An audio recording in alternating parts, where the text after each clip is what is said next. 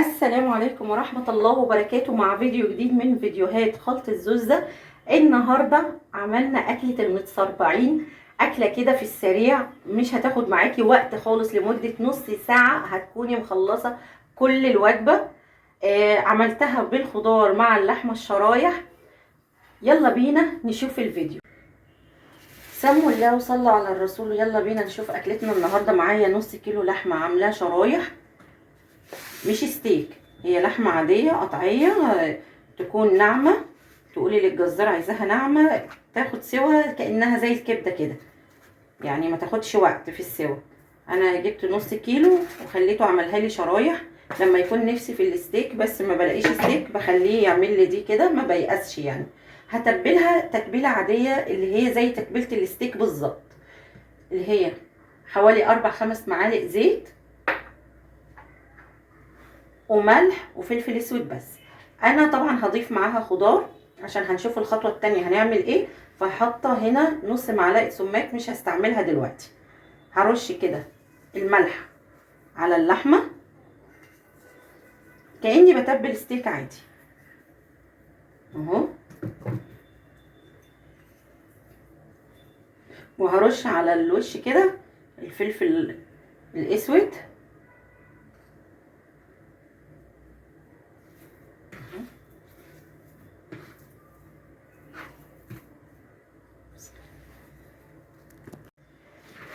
كده. قلبي التتبيله فيها، خلي طعم اللحمه زي ما هو، ما تزوديش اي توابل تاني، الا لو عندك مثلا عود زعتر اخضر حطي، ما عندكيش زي كده ما تحطيش. الستيك بيبقى طعمه بيور، لحمه بيور كده. ماشي، ادي الزيت اهو. ويلا بينا نشوف الخطوه اللي بعد كده هنعمل ايه.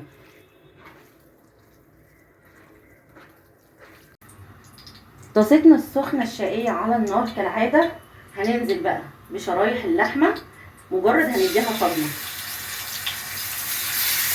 عشان ما تنزلش بس ميتها في الخطوات اللي بعد كده.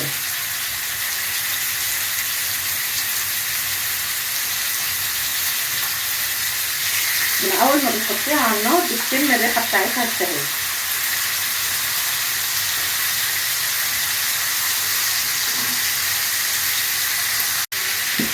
عارفين انا مسميه الاكله دي اكله ايه؟ اكله المتصربعين. اكله بصي ما بتاخدش معاكي وقت، وكمان حلوه قوي. كمان بصي هزود ايه؟ ذره حلوه، ومعاها فلفل كده، واحده حمراء وواحده اخضر، حبات بصل، وكام فص ثوم، وواحده طماطم 2 براحتك يعني. هنقلب اللحمه كده على كل وش، تاخد دقيقه مش اكتر من كده. انا مجرد بديها صدمه كده.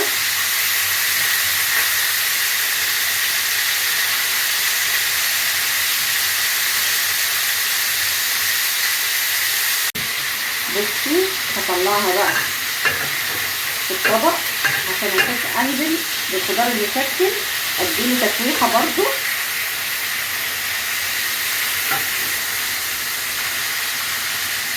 هننزل واحده الفلفل من غير ما تفتحي حاجه، وواحده بطاطس مكعبات، بصل كده يعني بصل سليم. ماشي، نسيت اقطع دي، المهم هحطهم كده. واحده فلفله خضراء و2 احمر، واحده طماطم، وادي الذره، يعني ممكن اخلي الذره في الاخر، واحده كوسه، وكام واحده فص ثوم، مش اكتر من كده. انا بديهم تشويحه خفيفه، هخلي الذره دي في الاخر، او ممكن ما احطش الذره اساسا. بصي وانا بقليهم كده، الملح والسماق والفلفل الاسود عليهم عشان يطعموا بالتوابل برضو. بصي لما بتعملي الخطوه دي وتيجي تحطيهم مع اللحمه في الخطوه اللي جايه، هيبقوا زي المشويين، هيبقوا حلوين قوي.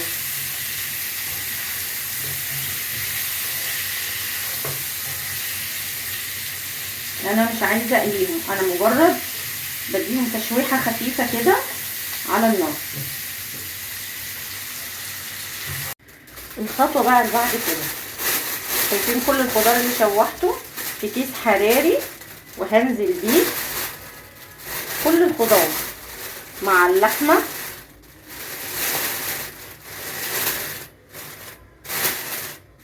بجد بيبقى طعمها خطير. هحط كل الخضار. احنا عندنا مدمنين ذرة حلوة. هنحط بقية اللحمة. زي ما قلنا اللحمة مجرد بنديها صدمة على النار، وعلى فكرة مش بتاخد سوا في الفرن. هنعزز ده طبعا بمعلقة سمنة. لو عندك زبدة يا ريت، الزبدة نكهتها رهيبة. انا ما عنديش زبدة يعني هحط معلقة سمنة حلوة كده يعني. فانا المعلقة اللي حطيتها الاول ناقصة، يعني كأنهم معلقتين ممسوحين، مش اكتر من كده.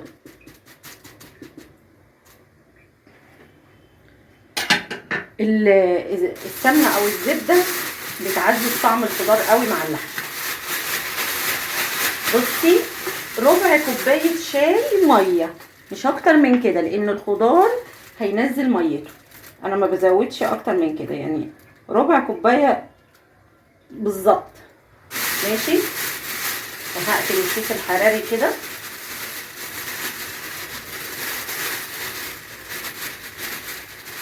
اهو.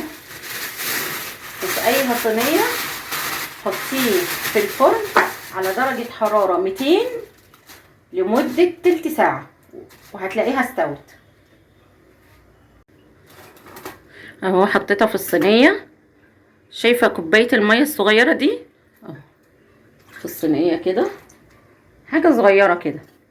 وهفتح الكيس فتحه واحده بس عشان تخرج الهواء، وعشان ما يفرقعش جوه الفرن. خلاص زي ما اتفقنا على درجة حرارة 200 هتحطيها جوه الفرن لمدة تلت ساعة، 25 دقيقة بالظبط لو زادت. لكن انا هي تلت ساعة معايا في الفرن، وبلاقي كل الخضار ده يعني استوى مع اللحمة وبقي خرافة. اللحمة اساسا مجرد ما اديتها التشويحة والصدمة دي استوت، لانها طرية قوي. على بال ما هي تستوي في الفرن هعمل طبقين رز. هعمله رز اصفر، بحب اقدم معاها رز اصفر، بيبقى حلو الصراحه. الماده الدهنيه زيت على سمنه. انا التوابل معايا عباره عن ملح، نص معلقه توم بودر، ونص معلقه بصل بودر، ونص معلقه كركم على كاري. نص معلقه هما الاتنين، مش اكتر من كده. انا مش هضيف حاجه تانية عليه. هحط طبعا فلفل ابيض، مش فلفل اسود، فلفل ابيض.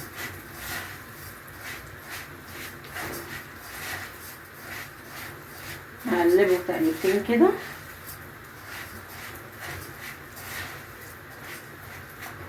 هنزل بالتوابل.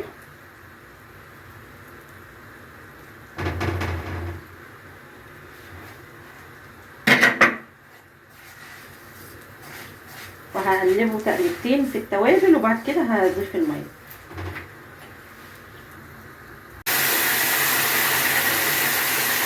حطيت طبعا نص معلقه توم باودر مع بصل باودر، ده نص وده نص. هزود كده الميه واظبطها. هديها غلوه واحده على نار عاليه، وبعد كده ايه ههدي عليه خالص. هسيب الرز برضو يستوي براحته.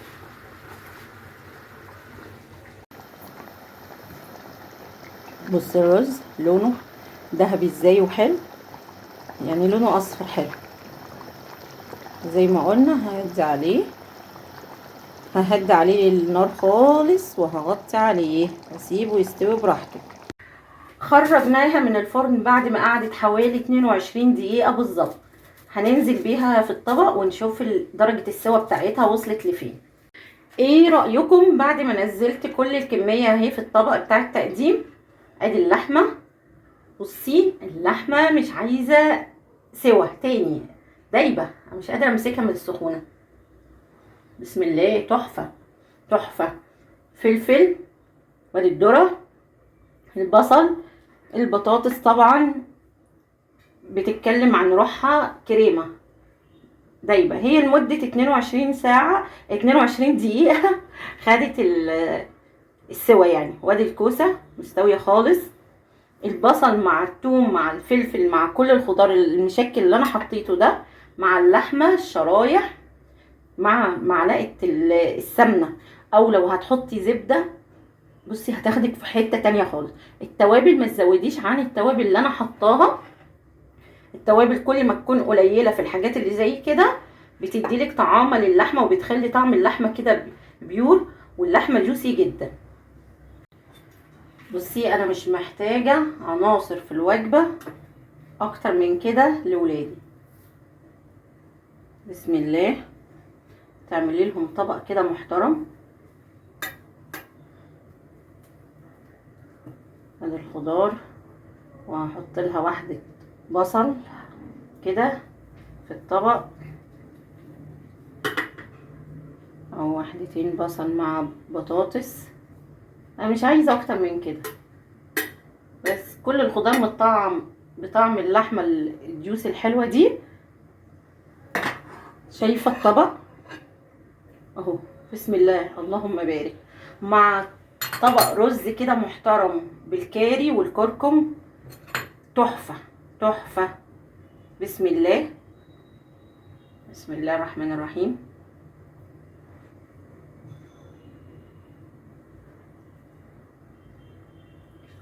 والله ما ببالغ، والله العظيم الوجبه دي مش اكلة متصربعين بس، ده اكلة ناس حريفة طبخ. تحفة اللهم بارك.